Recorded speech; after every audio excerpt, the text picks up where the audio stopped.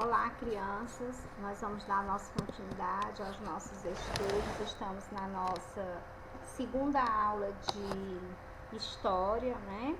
Então, unidade 4, o trabalho e a natureza. No mês de novembro, o capítulo de estudos são espaços culturais. Nós temos aqui, né, uma imagem que representa a comunidade.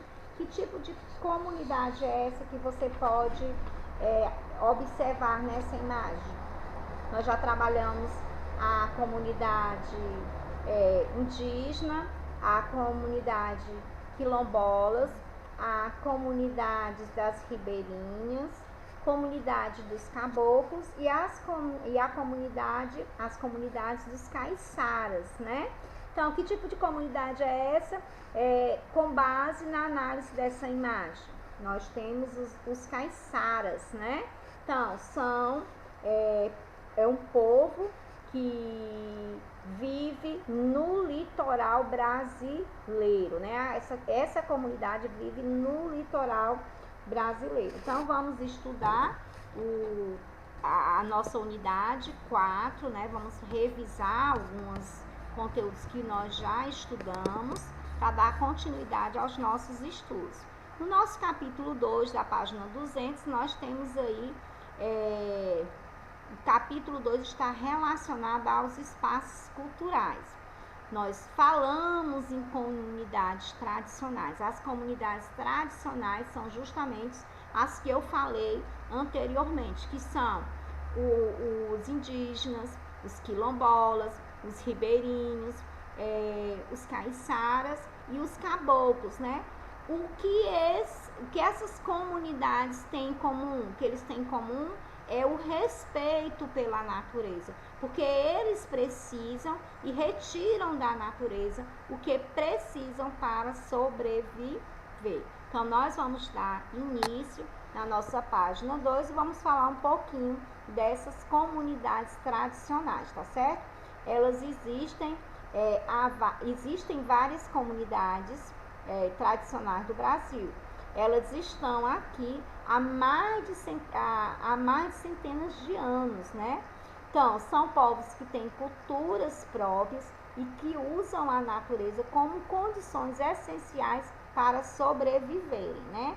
Esse povo, para eles, é impossível pensar na sua própria existência sem ser relacionado com a natureza.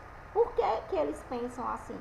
Porque eles precisam da natureza para sobreviver, né? Então, por isso, essas comunidades têm uma grande preocupação com a conservação da natureza e buscam manter sempre uma relação equilibrada, né? Sustentável entre as pessoas e o meio ambiente. O respeito deles é tão grande pelo meio ambiente, pelo que o meio ambiente lhes oferecem, né? Que eles têm essa relação equilibrada, certo? Então, nós vamos aqui na página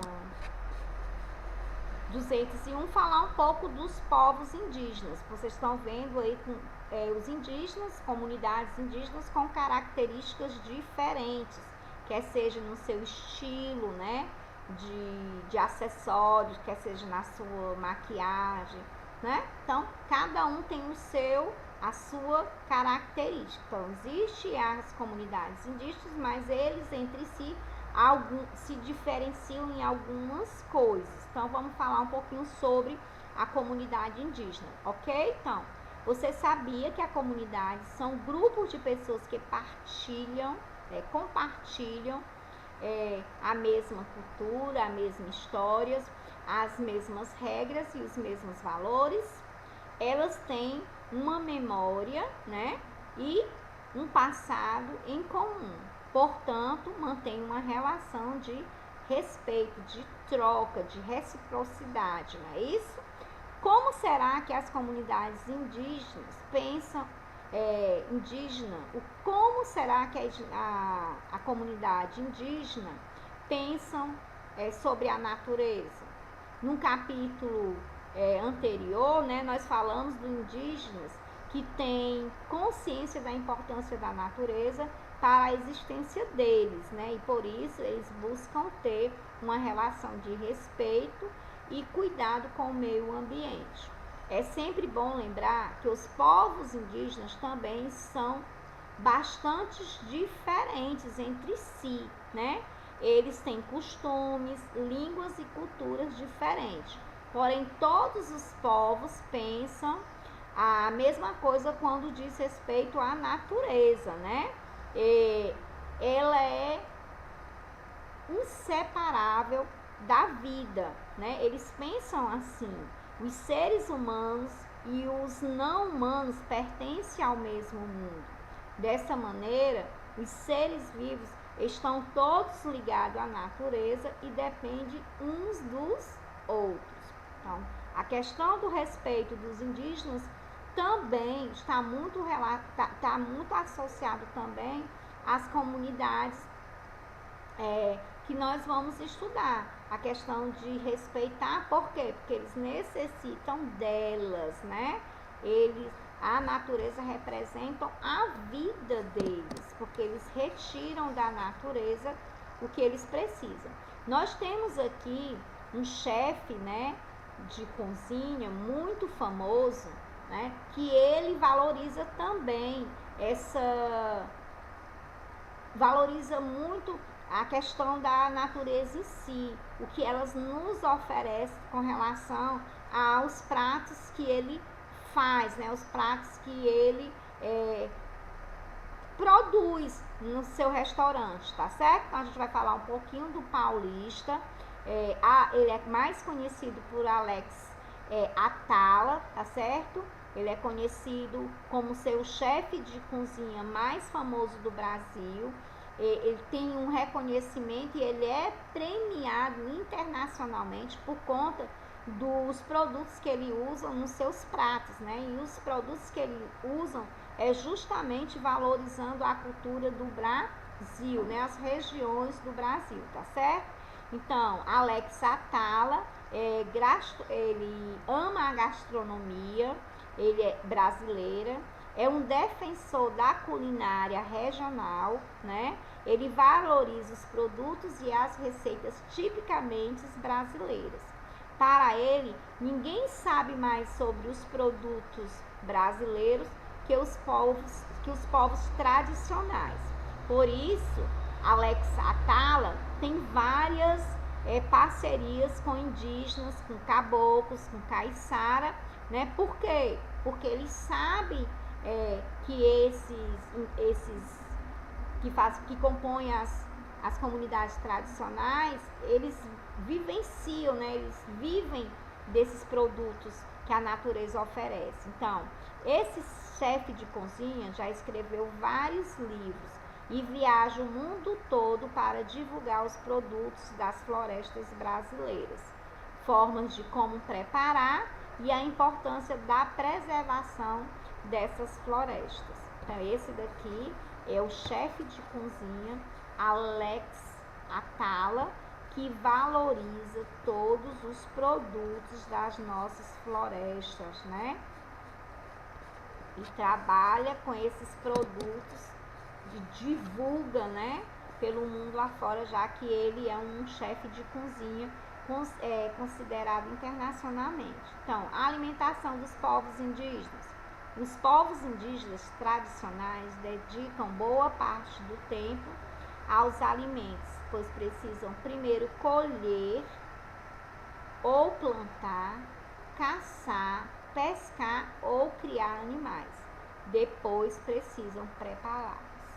A mandioca, como é conhecida aqui, o milho, a carne de caça, peixes, raízes, frutas silvestres, palmitos, castanhas, entre outros, fazem parte da alimentação do povo indígena, da comunidade indígena.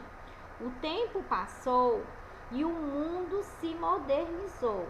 As formas como os alimentos são produzidos também mudaram bastante. Mas as pessoas que não são indígenas passaram a usar as máquinas para plantar e colher, usar grandes extensões da terra para plantar com um único produto. Não respeitam o tempo da terra e até mesmo eles usam agrotóxicos, né, que são produtos químicos. Os agrotóxicos são produtos químicos, né? Eles usam nas plantações para produzirem mais, para evitar as pragas, né, que são os bichos que matam as plantações. Para produzir muitos alimentos a um custo muito barato, eles também usam e acabam desrespeitando o ciclo da natureza, né? Eles desmatam às vezes, eles não se preocupam na realidade com a qualidade dos alimentos, eles estão se preocupando com a quantidade de alimentos que eles venham a produzir, por isso que eles utilizam esses produtos químicos, né? Os chamados agrotóxicos, tá certo? Já os indígenas, eles continuam respeitando a natureza, tudo no seu tempo certo. Eles utilizam técnicas que não agridem o solo, eles plantam os produtos de quantidades e respeitam todo o alimento que a natureza oferece para eles. Então, eles são um exemplo de como nós devemos tratar a terra, tratar a água e os animais, né? Ou seja, os recursos que a natureza nos oferece, né? Os recursos naturais que a natureza nos oferece.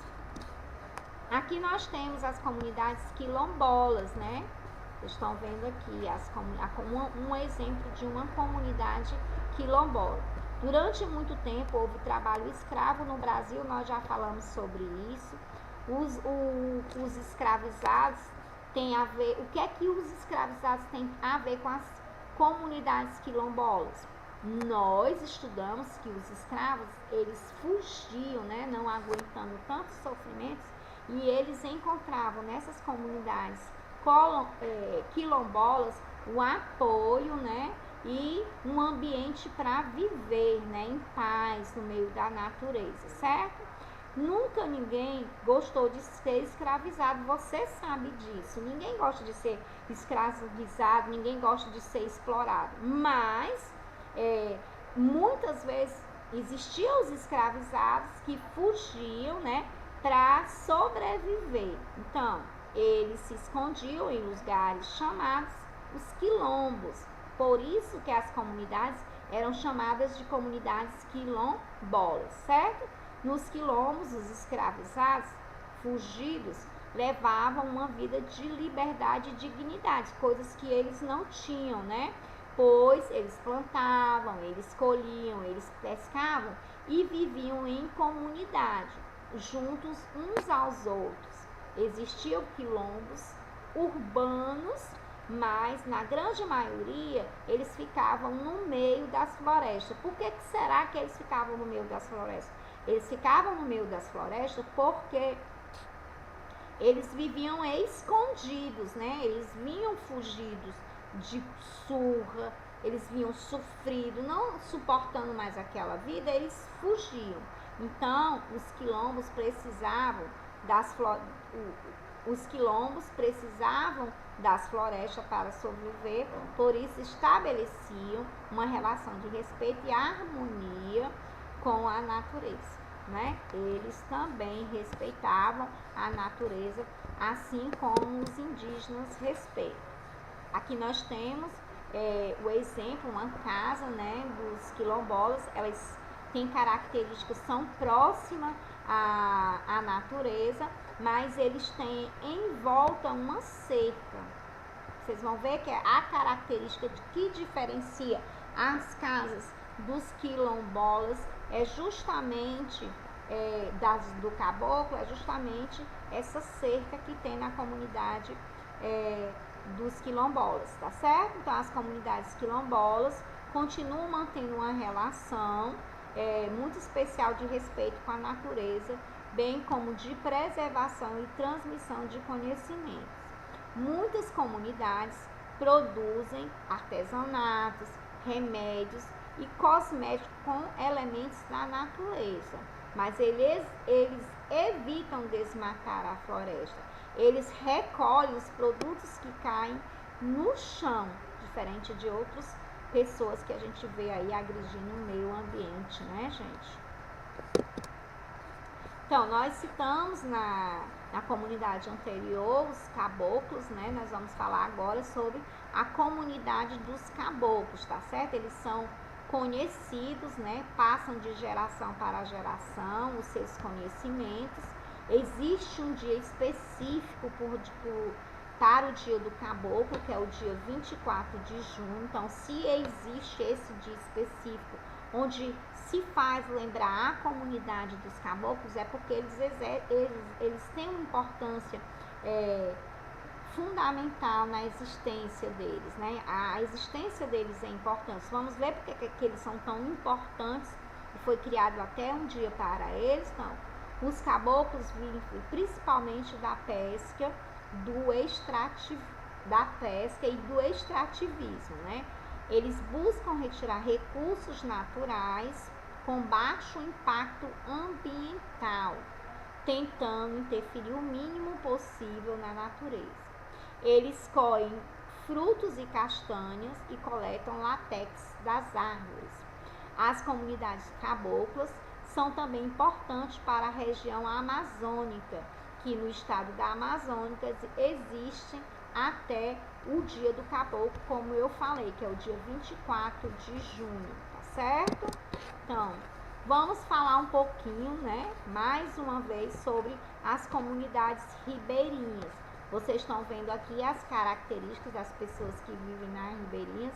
Inclusive, ontem eu estava até vendo uma reportagem sobre elas, que muitas dessas casas daí, né, das ribeirinhas, eles não têm o sistema de água tratável, eles não têm esgoto, eles não têm coleta de lixo. E o que é que acontece? Onde que eles vão colocando tudo isso? Vão jogando no rio. E quando esse rio seca, aí você consegue ver a quantidade de lixo que estão embaixo das casas deles, né, que são feitas de palafitas, tá certo? Então, nós vamos falar um pouquinho da comunidade, né?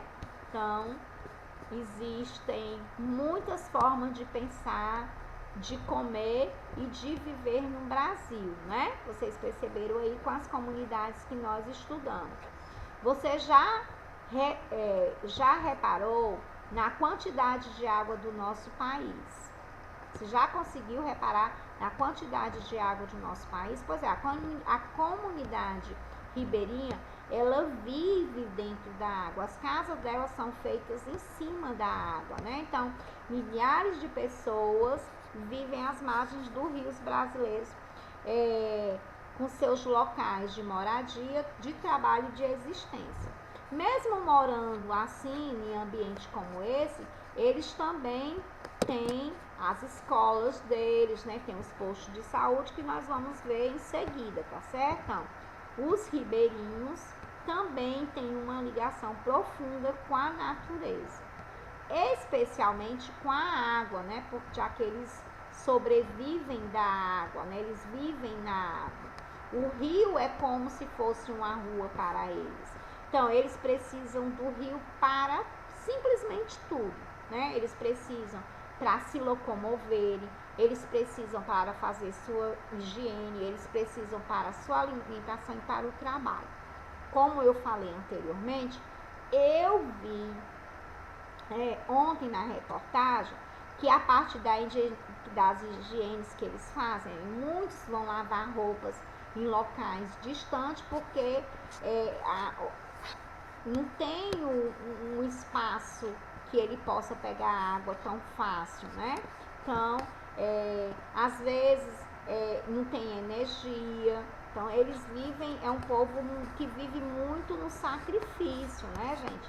Às vezes a gente acha que não tem as coisas, a gente fica falando, porque faltou energia, porque a água tá pouco. Se a gente parar um pouquinho para pensar, a gente tem que mais que agradecer a Deus a oportunidade que Ele nos dá, né? Parar de reclamar tanto e agradecer mais. Então, tanto no passado quanto no presente, o povo ribeirinho vivia de acordo com o tempo da natureza.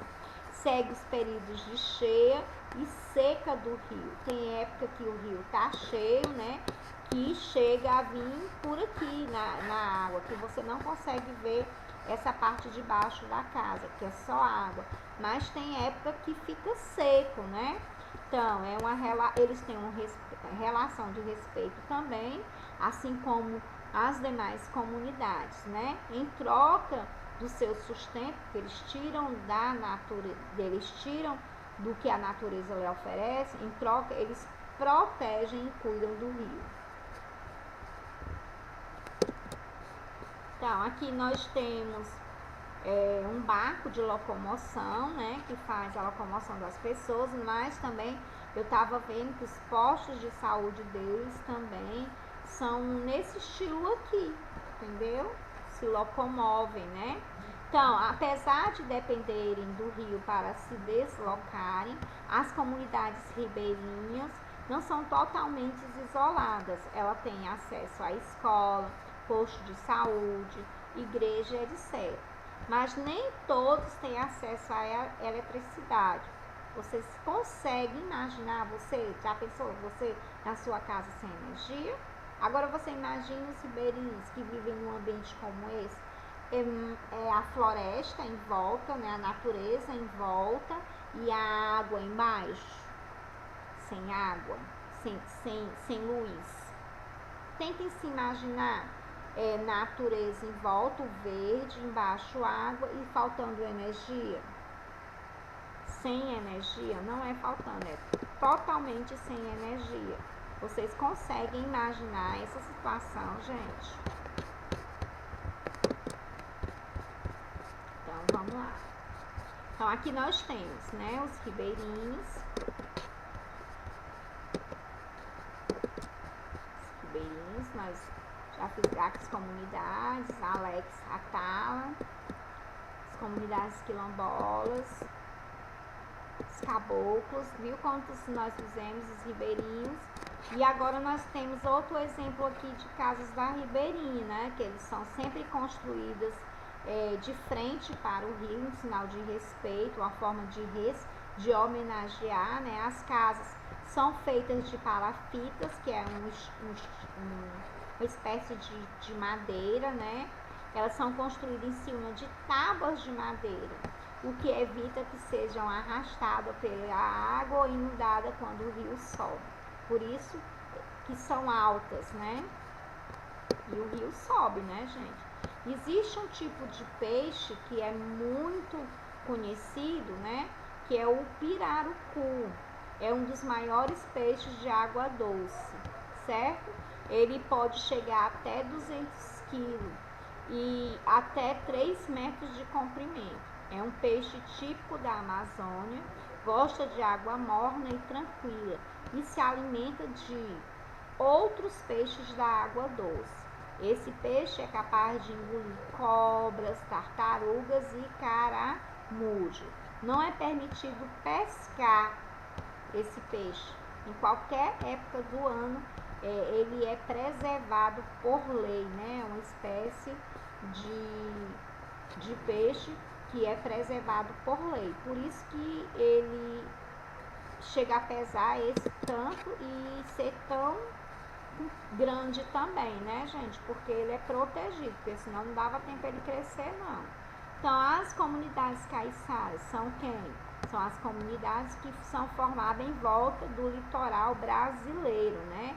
Ele tem uma ligação forte com a natureza e tem um ritmo que segue de acordo com a lua e a das marés, né? Alguns peixes são pescados no inverno e outros produtos são plantados no verão. Então, esse povo, essa comunidade, ele vive em duas épocas, tem duas épocas importantes. A época do verão, né, que são plantados, onde eles fazem produzem as suas plantações, eles fazem as suas plantações, e no inverno eles pescam, né? Então, nós temos aí uma comunidade que sobrevive do que pesca e também do que planta, né? Então, essa comunidade precisa da floresta, dos mangues e do mar para sobreviver.